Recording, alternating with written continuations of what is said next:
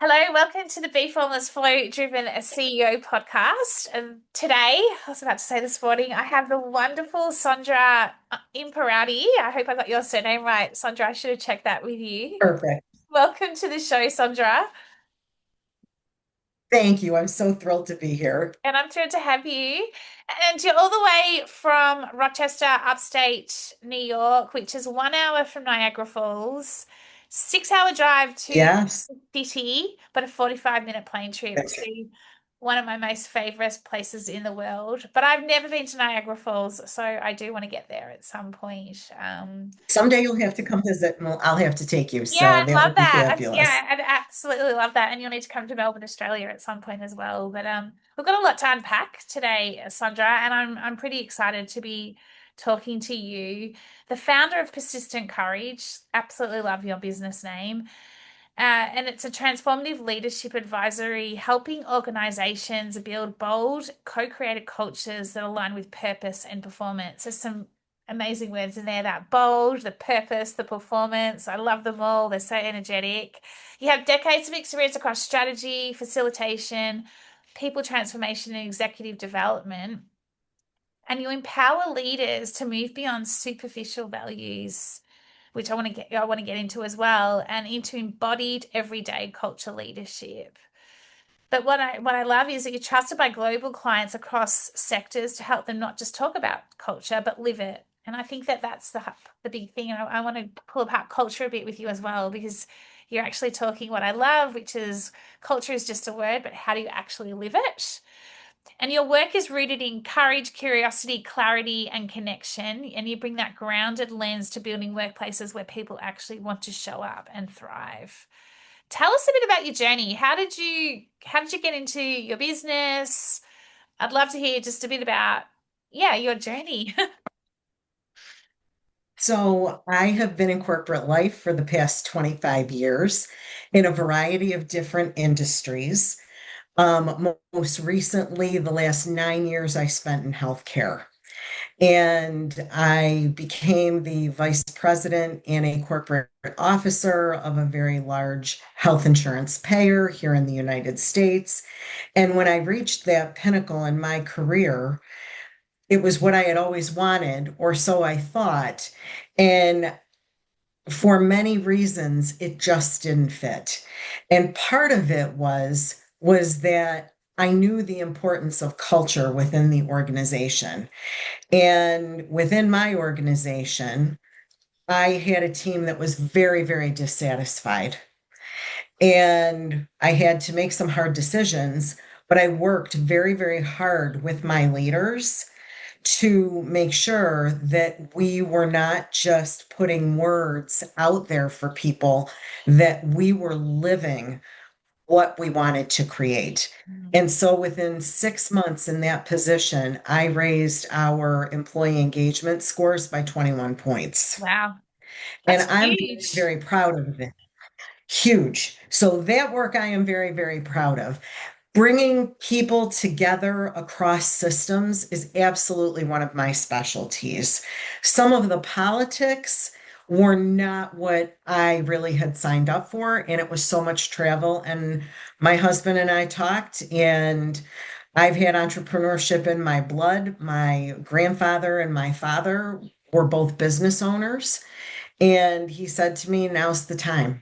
And so I left and I started Persistent Courage, which actually the name comes from a Maya Angelou poem, which I think really fits with this conversation, Yeah. where she said, courage is the most important of all the virtues. You can be kind enough, you can be loving enough, you can be generous enough. But without courage, persistently and insistently, the rest don't matter. That is beautiful, isn't it? Like that is absolutely Yes. beautiful.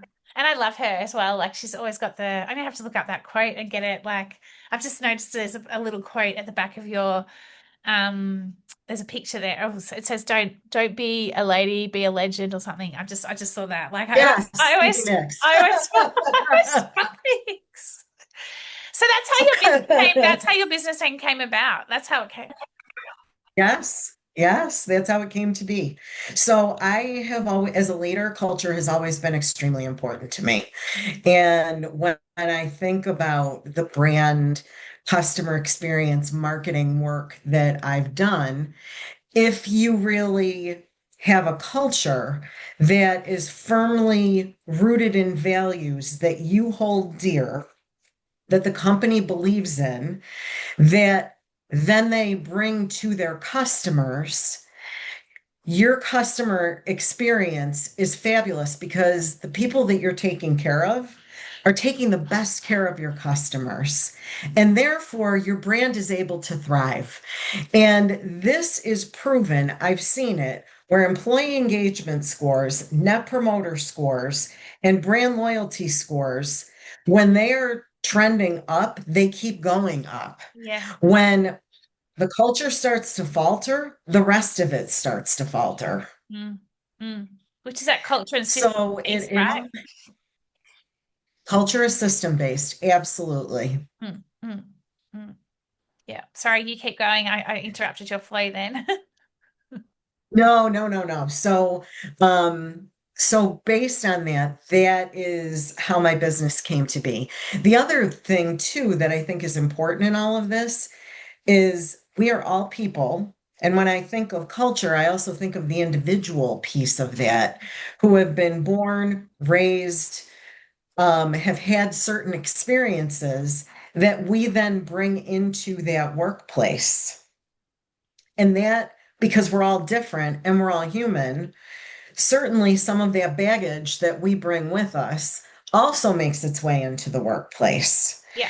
And so we've got to, working with leaders, definitely get to the heart of why they lead the way they lead. What maybe are some of the things that are holding them back from being the best that they can? Mm. So if you're a micromanager, that is, you've learned that someplace. Is it that, you grew up in an environment where you were micromanaged? Is it that you had a leader that didn't trust you at some point early on in your career and you adopted that behavior? So it's getting to the bottom of that with people too, so that they can become the best leaders that they can be and ultimately contribute to the best culture within the organization. Yeah, I think it always starts from within, doesn't it? Like what you're talking about here is it starts within of the individual and understanding, well, what's making them Yes, tick, what's their own belief system, what are their behaviors, what's holding them yes, back to then be able yes, to, because if they're not embodied within, I'll use your language, embodied, like if they're not interconnected within themselves, how are they then able to interconnect a total business? And I look at that from a systems perspective because a leader plays a big role in yes. bringing everything together. And you're absolutely right. How do you? Insecurity, Yeah. insecurity is one of those things. If you're not secure within yourself and you are an insecure leader, it leads to all kinds of problems. If you don't trust people Mm, and they can't trust you in turn, and it really starts at the top and comes all the way down. The leader sets the tone mm, mm. for the organization. Yeah. You and I had a quick chat before we jumped on and hit record, and you talked around that business today is still stuck. Like it's almost like there's this stuck and there's Yes, rigidity. I can't speak right now. I haven't even had a coffee yet this morning. Can you believe it? I've been on the herbal I'm teas and I'm like, impressed. how did I know it? I'm like, I need a coffee. But what we're talking about with leaders and then talking about stuck and things. Can you elaborate a little bit on that and what you were briefly talking to me about before we did hit record? Because I think it's really pertinent to what we're talking about right now. So I think in business today, there's really a lack of curiosity. Everyone is working so hard to check the boxes off the list and to get the work done and to play whack-a-mole with all of the different things that pop up on a day-to-day basis that there is no ability to be curious. There is no opportunity really even for communication and conversation to pick apart of really should we be doing this? Does it really make sense? And is it really going to help the customer? Is it going to help the organization? Is it going to help the brand?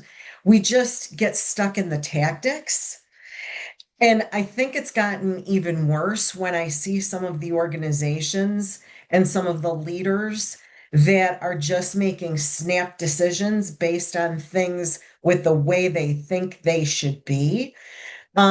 It's definitely stifling that curiosity and that creativity that leads to the innovation that we all need. Yeah, absolutely. Absolutely. And do you, back to the conversation we were just having around leaders and the need to understand from what's going on within, I think that plays a big part to this, right? What you're just talking about, right? Because it's almost like Yes, quite often a leader or someone is stuck and they haven't, it's not that they haven't, but they need to, it's like, how do you go back within? How do you do the work? How do you unpack? Well, actually, what's enabling or what's creating the, why are these behaviors coming out? Why am I personifying these various values? Why am I micromanaging everything you've talked about? Because if we're behaving in that way, how can we be actually have that curiosity mindset? How can we be, we're always going to do it the way we've always done it because that's just the way we do it, versus understanding more of where is this coming from in terms of my leadership, or, lots of different things, like understanding more about ourselves. That can then open up our curiosity once we're aware of, all right, I don't need that. That's caused me to behave like a micromanager, but I don't need to behave like that now just because of the experience I've had previously.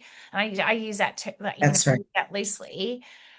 But if we're able to let go of what's no longer serving us, to be able to then free up the space to be more curious as a leader, but have the courage to be more curious as a leader, well, then it catapults into Yes. the business and the system, right? Absolutely. And the other thing too is I think leaders are so overburdened today with so much, they can't be curious about their people. And that's the part that I think where there's a missing connection. There's so many people that complain about Gen Z, and before that it was millennials. And I'm a Gen Xer, and I know they were complaining about us at one I'm a point. Gen Xer. And has their complaints about each of the generations. I think there was a song, every generation blames the one before. So that was a line to a song. And so, based on that, is it really Gen Z's fault, or is it that we're not being curious about who our employees are as people? What are their goals and their dreams? What are their aspirations? How can you help them be the best that they can in the role that they have? And right now, because of this fire drill mentality that's existing in business, there's no time for that. Or there was a leader like me that I always made the time for that. Same. It was at the expense of the other things. And so I was working all the time to try to keep up. And that wasn't helpful either. No, you're so right. I hadn't thought about it that way, but yeah, I was exactly the same. Like I was doing it all, but wasn't able to keep up. When you signed up to the pod, I asked, well, no, I shouldn't say signed up, but booked in. I asked you to share, an insider, insider experience from, like, whether it's life, leadership, or business. And you said today it takes courage to prioritize culture in today's business climate. But the best leaders know it's a non-negotiable. Your people are your frontline and your loudest brand advocates, but culture isn't built from the top down. It's a shared responsibility. Leaders model it, employees own it. The strongest cultures are co-created, and that's where real change begins. Can you elaborate a little bit on that? Absolutely. Because I feel like it's kind of what we've again been leading into, but yeah, And I will use a story as an example of love this. that. So I, I was working with an organization recently who wanted me to do work around their brand.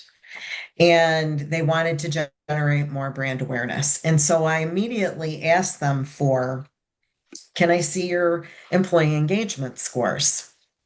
So they sent me part of the work that they did, and the employee engagement score was like a minus 12 on the Net Promoter Score scale.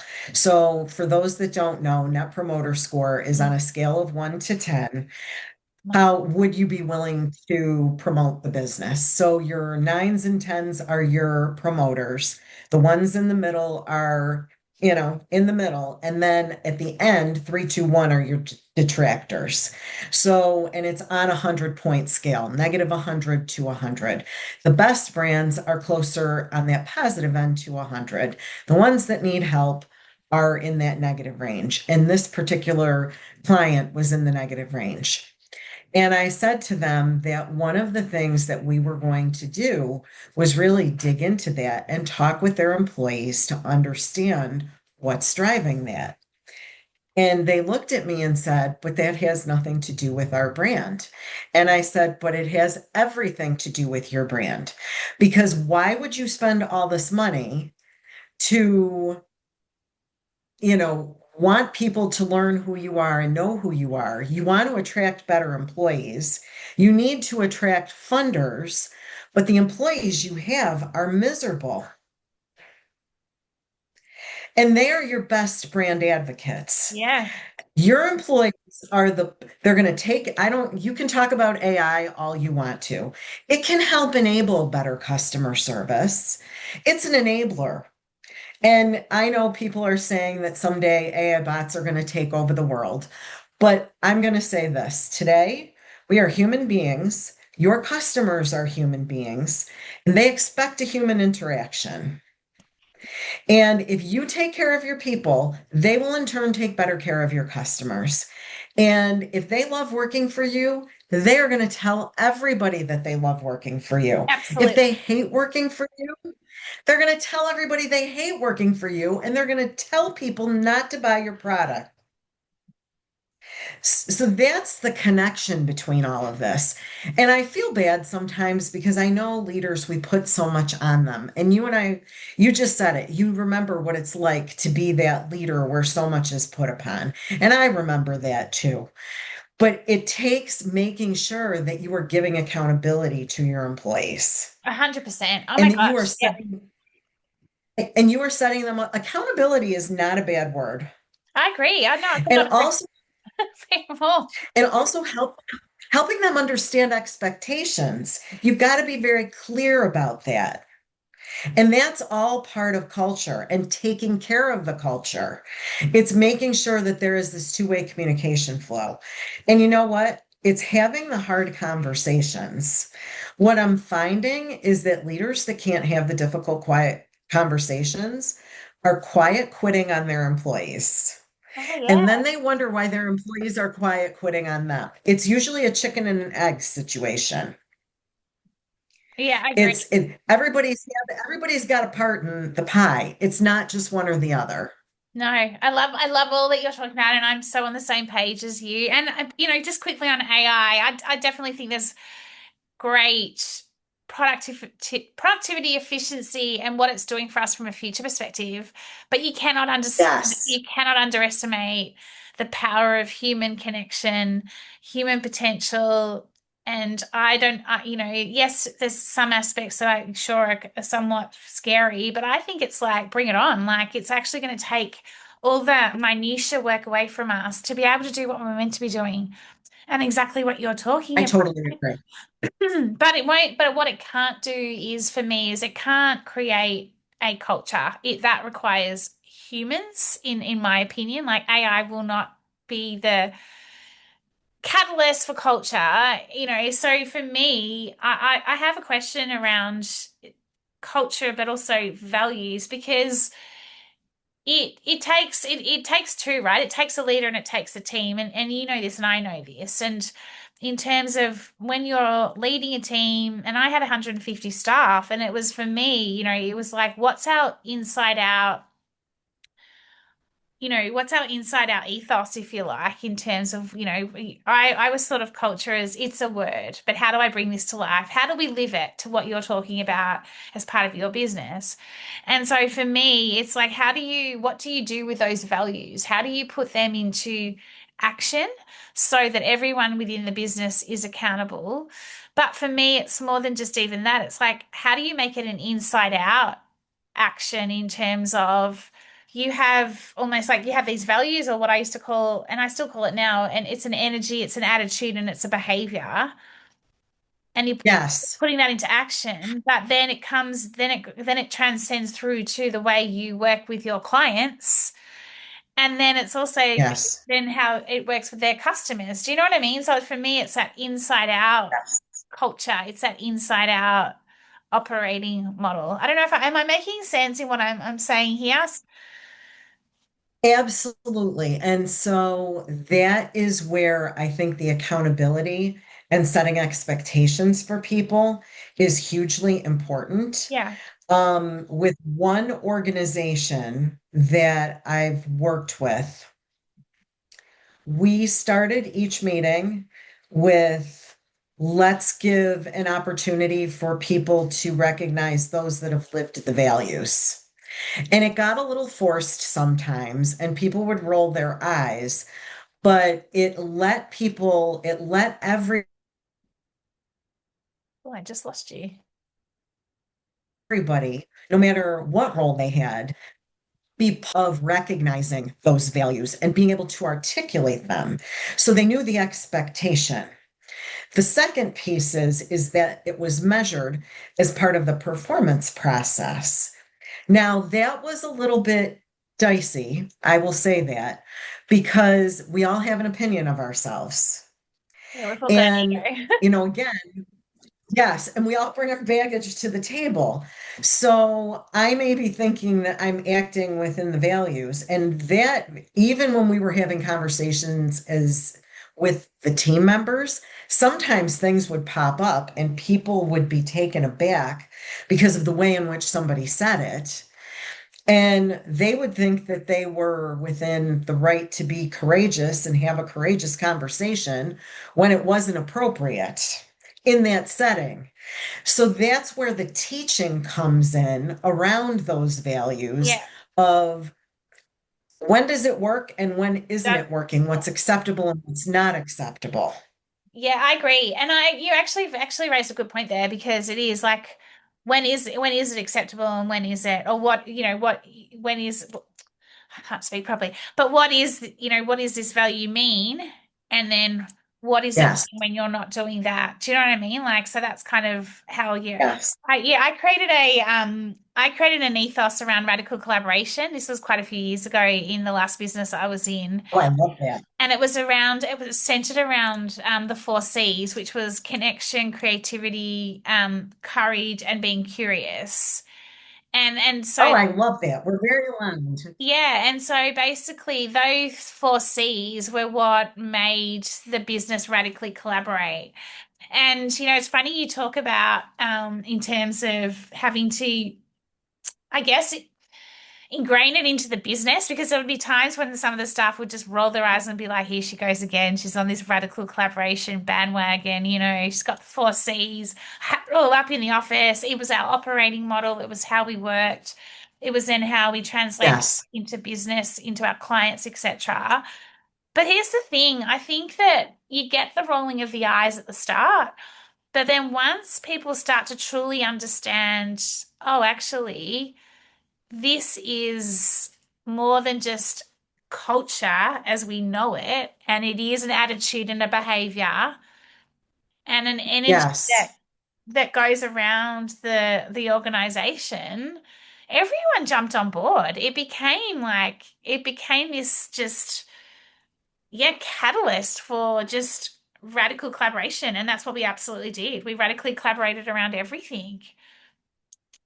And so I love that. And again, when you talk about systems driving that, very similarly with teams that I've worked with, when we've had, for example, team meetings, and like you, I've had large teams, large scope. At one point in my career, I had a team of 400. Wow. And yes, so, anywhere from really, really small to very, very large. And basically, what it boiled down to is that when we had our staff meetings, it was making sure, to your point of radical collaboration, each of the groups and the teams, not their leaders, were presenting what they were doing to each other. And then we would ask them questions about, okay, so and so presented this. How do you see that integrating with your work? Mm, Do you? And we'd ask them those coaching questions to get them to start thinking differently.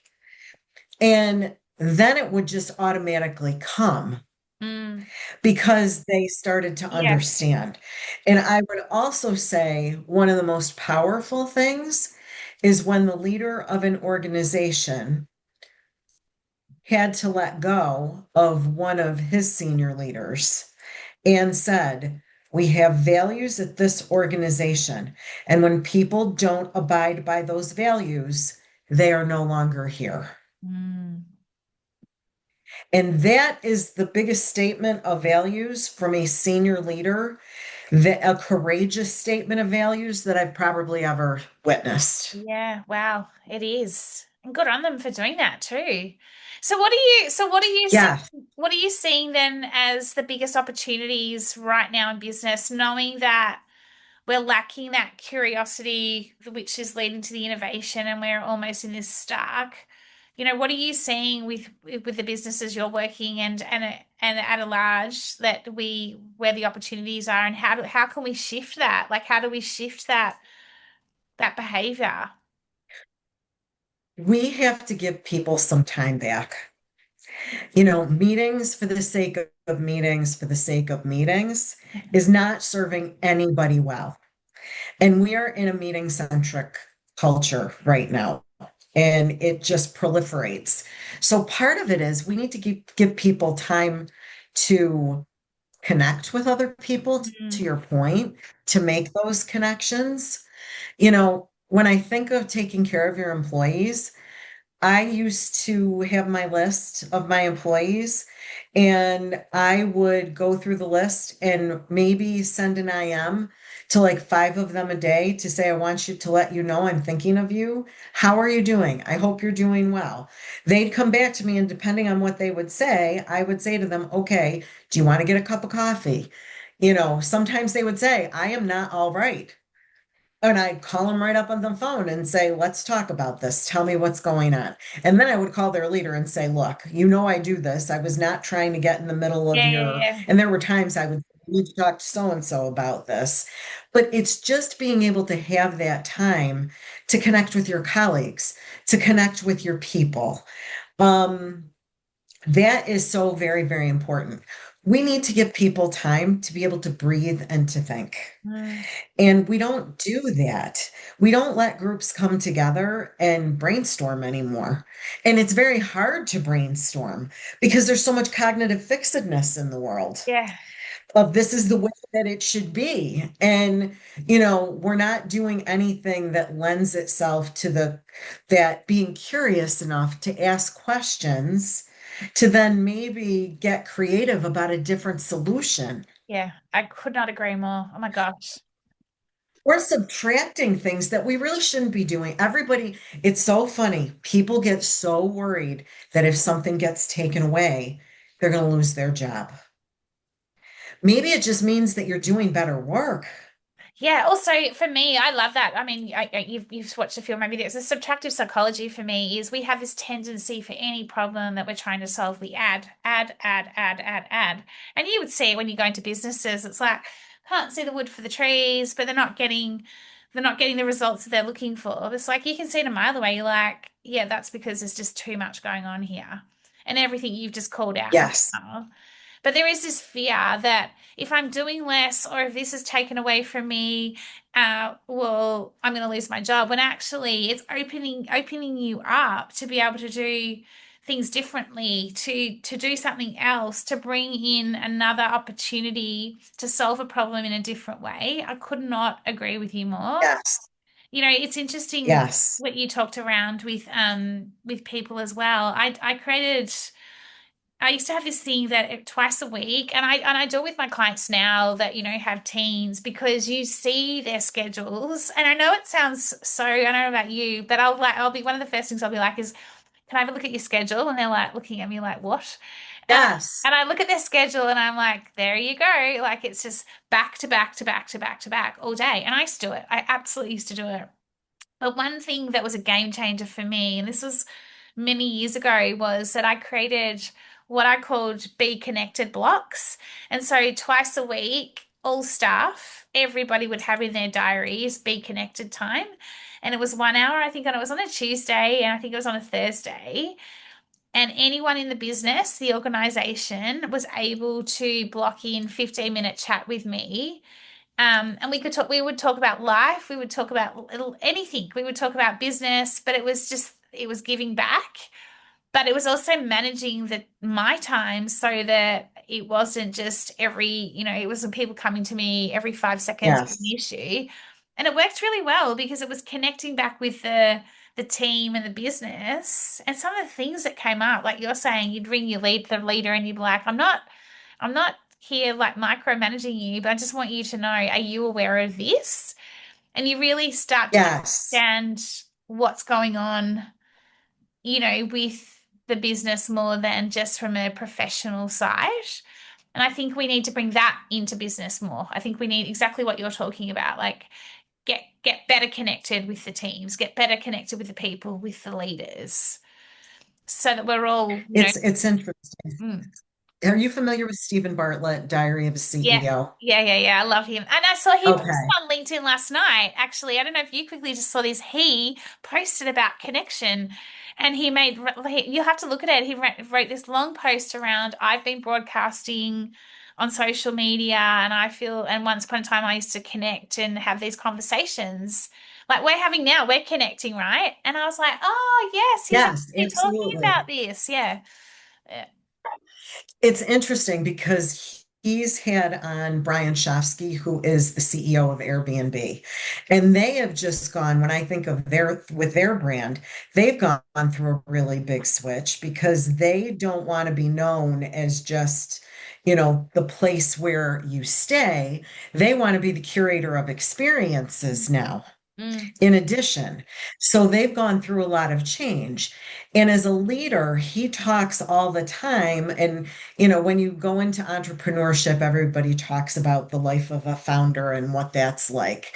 But his point is that we probably need more founder behaviors in common corporate culture today because you don't micromanage, but you have to understand the details. yeah.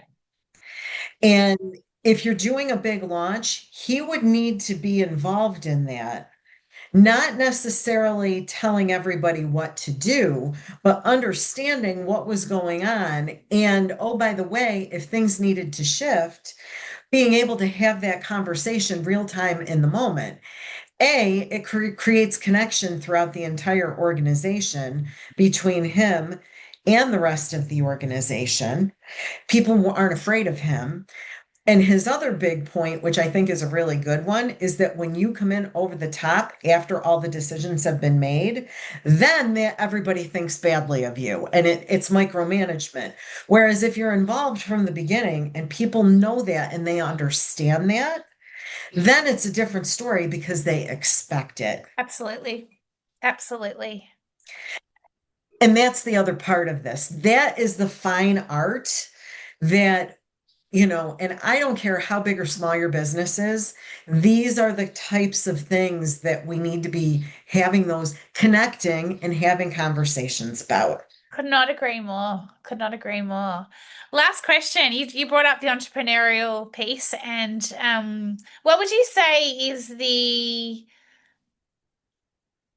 most challenging part of being an entrepreneur or founder of your own business? Like, if you think about going from corporate, I haven't asked this question actually before yet. Like, what's the most challenging coming from corporate in an organization where you're an employee, a leader? and then going into your own company or your own company, your own business as a founder, what do you think is the most challenging? But then what is the most rewarding, if you like? So it is the same, it's two sides of the same coin. So you're used, even if you're a corporate officer, you are used to being somebody's employee. And therefore, even at that level, the the buck stops with you to a point, Mm.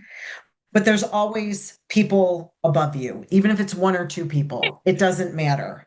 So you're in that employee mentality where now you are empowered to make every decision, which is freedom, but it's also terrifying because, it's up to you. And, I always am empowered working with teams. And I've loved my teams very, very much, even when, we've gone through the storming and the norming and all those different phases. I've loved those are the times when I've always felt really, really good about, you know, me as a leader and the work that I was able to do. And when you go to be an entrepreneur just starting out and you're a solopreneur, it's you. And that was very difficult for me at first to be left to my own devices, and it was just me. And so you have to form a network of people that you trust that can, you know, call you on your stuff, that can, give you that pep talk when you need it, that can ask you the hard question Mm. that you may not be asking yourself. And that is, you got to develop it yourself. Yeah, I agree. And I would highly encourage anybody that's thinking about that. Like, I didn't think of that before going into it. Set that up for yourself before you do it.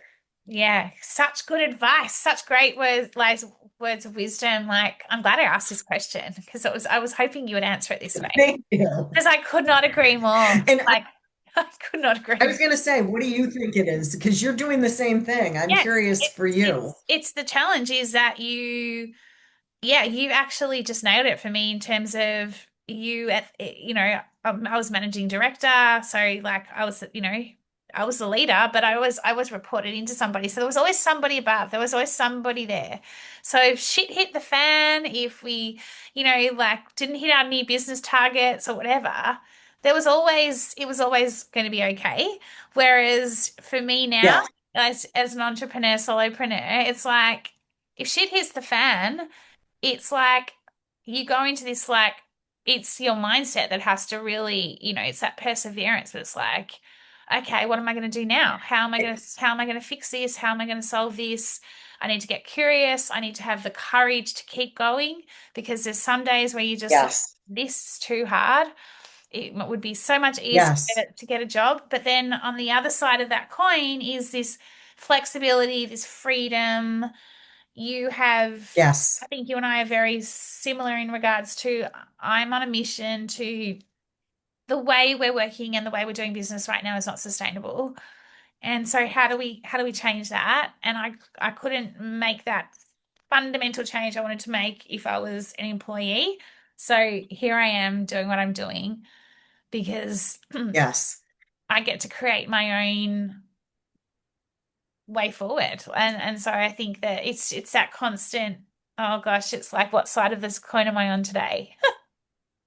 Yes, I totally, and based on that, now that we have this connect, we need to stay connected Oh, because I totally. think we can, Accountability, yes. everything we can, totally, yeah. And reading the Stephen thing last night, Stephen Butler thing, I was like, oh my gosh, because the other thing I would say is it's lonely. It's really lonely at times where you're just like, It I'm is. when you get in your head or you're just like, oh my gosh, like if you get knocked back on a proposal or it's like, it's not right now, but later we love what you're doing. Like there's those no's, they get to you after a while. And when you're in a big team, when you get the yeses, they're amazing. When you Yes, get the no's, but when you're in a team, it's like you've got this big team environment. But when you're doing it, it's like, And so I find it lonely. And it was good that he called it out last night because this podcast, even doing this, is just, I've been able to connect with so many like-minded people who are just sharing real, authentic, raw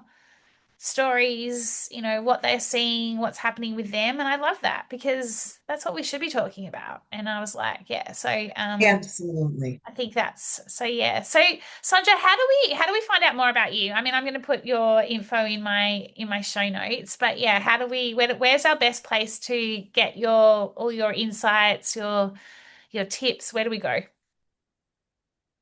If you go to my website, persistentcourage.com, you can find information there. And please reach out.